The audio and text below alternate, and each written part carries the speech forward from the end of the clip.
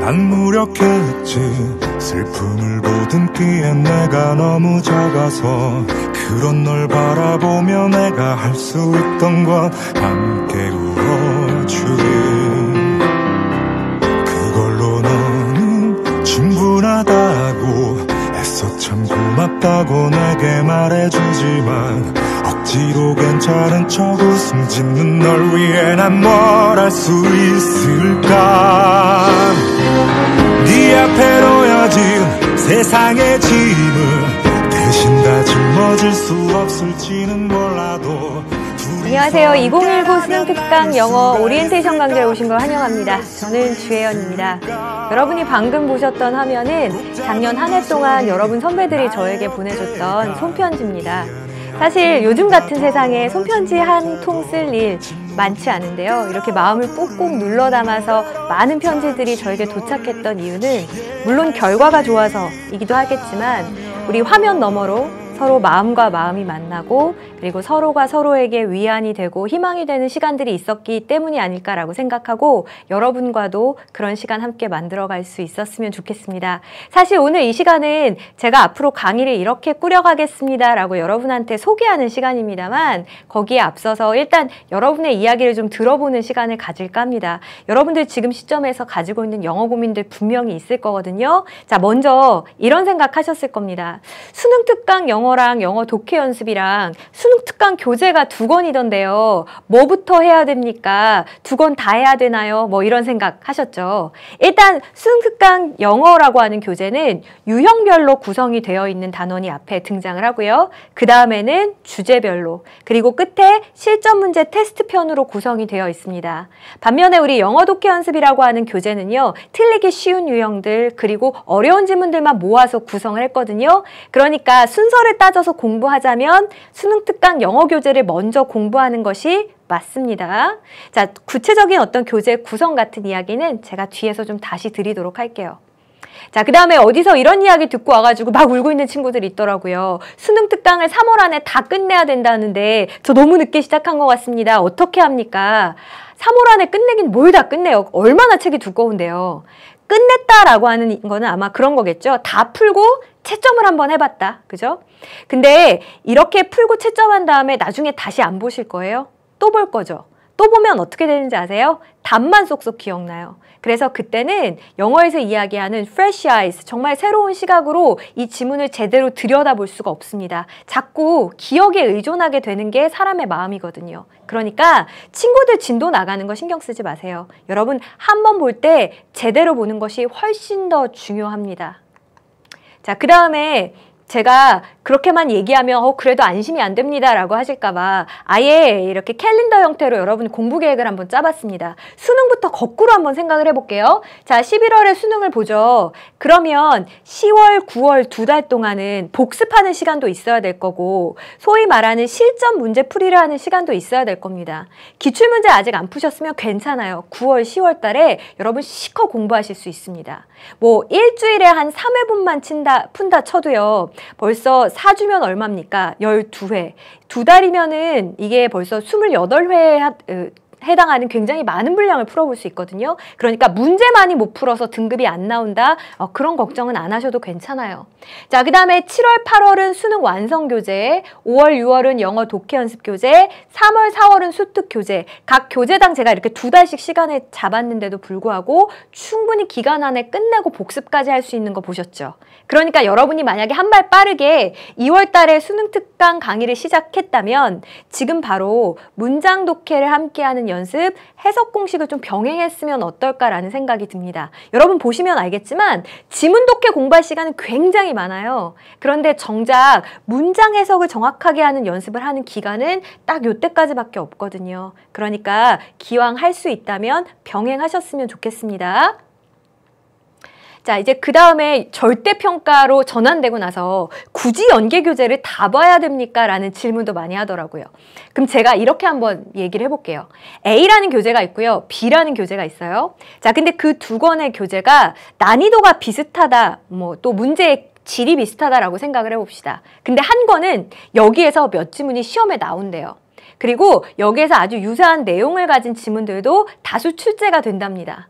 자, 그럼 뭘 보겠어요? 아니, 당연히 여기서 시험도 나온다는데 그 교재를 보는 게 맞지 않겠습니까?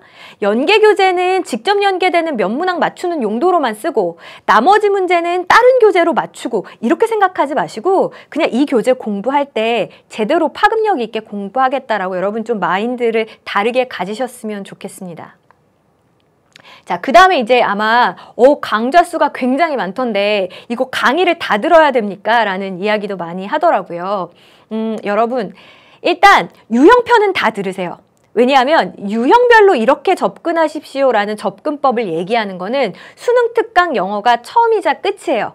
물론 수능 완성이라는 교재도 유형별로 구성되어 있긴 하지만 그때 시험에 임박해서 유형에 대한 얘기 자세히 할 수 없거든요. 그러니까 유형편을 일단 다 들으시고 주제 소재편부터 시작해서는 여러분이 필요한 문항들 검색해서 공부하셔도 괜찮습니다. 근데 솔직히 여러분이 잘 몰라요. 특히 여러분은 뭐랑 뭐를 착각하냐면 지문의 난이도랑 문제의 난이도를 자꾸 혼동을 해요.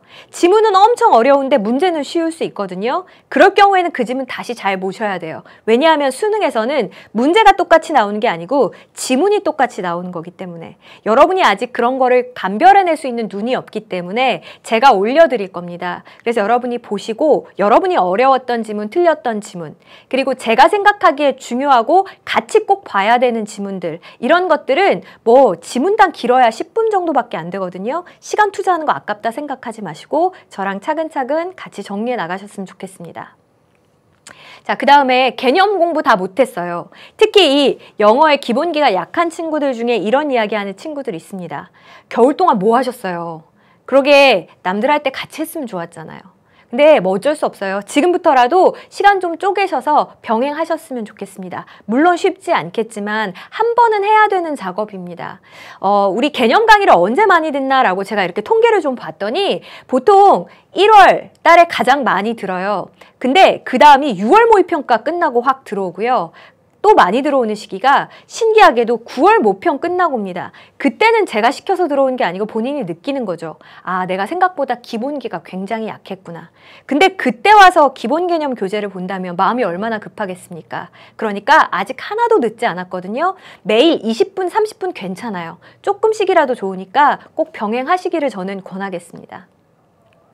자, 우리 이제 교재가 어떻게 구성되어 있는지를 좀 찬찬히 살펴보겠습니다. 일단 우리 교재는요, 게이트웨이라고 하는 이미 대수능에 나왔던 기출문제, 그리고 엑서사이즈라고 하는 우리 EBS에서 만든 연계 지문들 이렇게 구성이 되어 있습니다. 그리고 유형편, 주제편, 테스트편으로 구성이 되어 있어요. 제가 수업을 할 때 이 게이트웨이는 이미 수능에 나왔던 지문이니까 또 나오지 않잖아요. 그래서 전략적으로 답 찾는 접근법만 제가 보여드릴 거고 게이트웨이는 미주알, 고주알 이렇게 전문을 해석하지는 않겠습니다.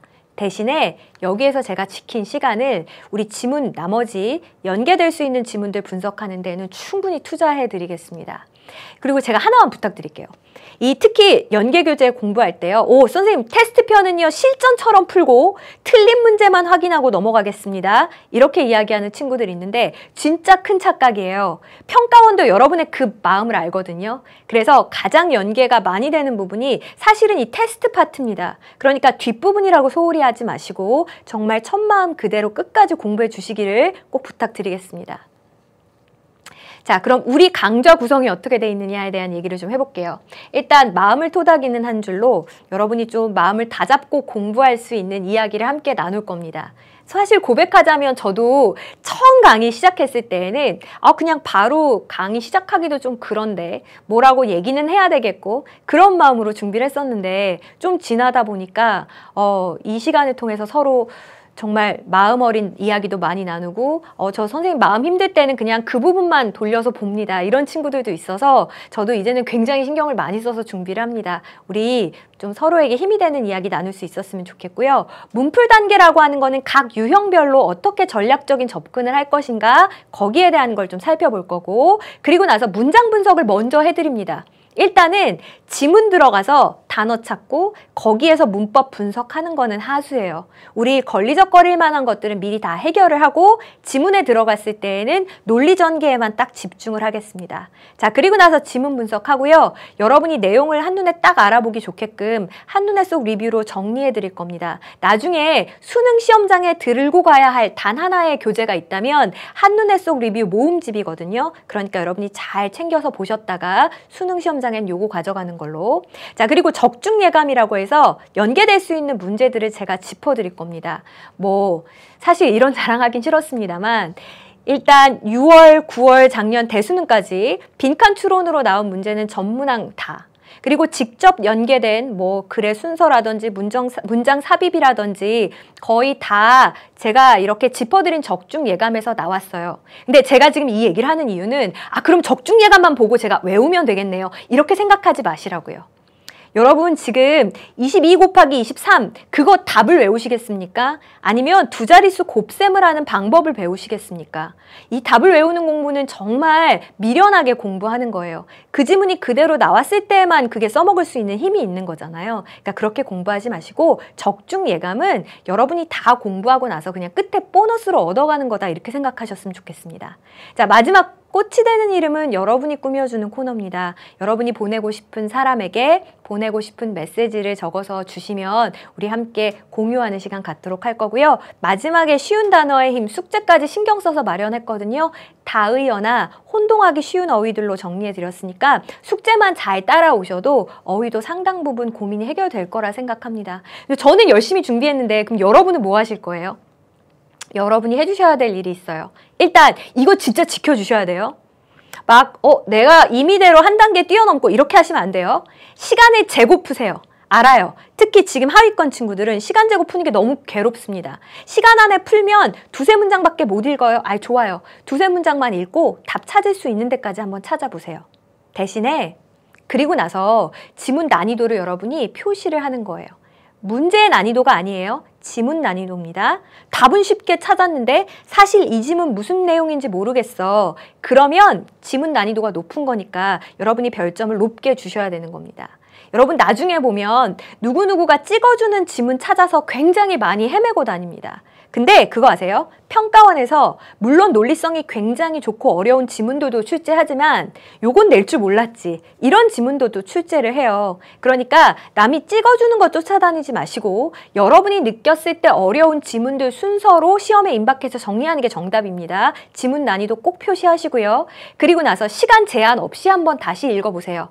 해설지 절대 보지 마세요. 사전은 찾아도 괜찮습니다. 자, 여기까지 공부하고 나서 만약에 제가 진짜 영어의 기본기가 약합니다 라고 하는 친구들은요. 자료실에 가보시면 자료가 올라가 있습니다. 자습서의 형태로 정말 직독직해할 수 있게 끊어읽기 다 되어 있고 문법 요소들 표시도 다 되어 있고 옆에 단어까지 다 정리되어 있습니다. 진짜 오랜 시간을 들여서 제가 만든 거거든요. 그러니까 그거 한번 읽어보시고 오시면 강의 따라가기 훨씬 편할 거예요. 선생님, 저는 그렇게까지 기본기가 없지 않은데요. 그러면 그거 안 보셔도 돼요. 제가 힘들게 만들었지만 그거 진짜 기본기가 약한 친구들을 위해서 만든 거니까 굳이 자료에 있는 거 다 소화해야 되지 않을까 생각하지 마시고 그냥 복습, 강의 들으면서 한다고 생각하시면 돼요. 자, 그리고 나서 내신 시험이든 아니면 대수능 시험이든 시험이 임박했을 때 자료로 한번 복습하시고 제가 만들어드리는 변형 문제 한번 풀어보시면 그 정도로도 충분한 공부가 될 수 있게 꼼꼼하게 정리해드리겠습니다. 우리 이제 수능까지 290여일 정도의 시간이 남았습니다. 노력했던 날들을 하루하루 모으면 꿈이 된다라고 하더라고요. 이 290개의 조각 중에 어느 하나라도 없으면 여러분의 꿈이라는 이 그림이 완성되지 않거든요. 하나도 놓치지 마시고 처음 마음 그대로 멋지게 여러분의 꿈을 완성해 가셨으면 좋겠습니다. 자, 그러면 제가 알려드린 방법대로 공부 꼼꼼히 하셔서 우리 1강에서 만나도록 하겠습니다.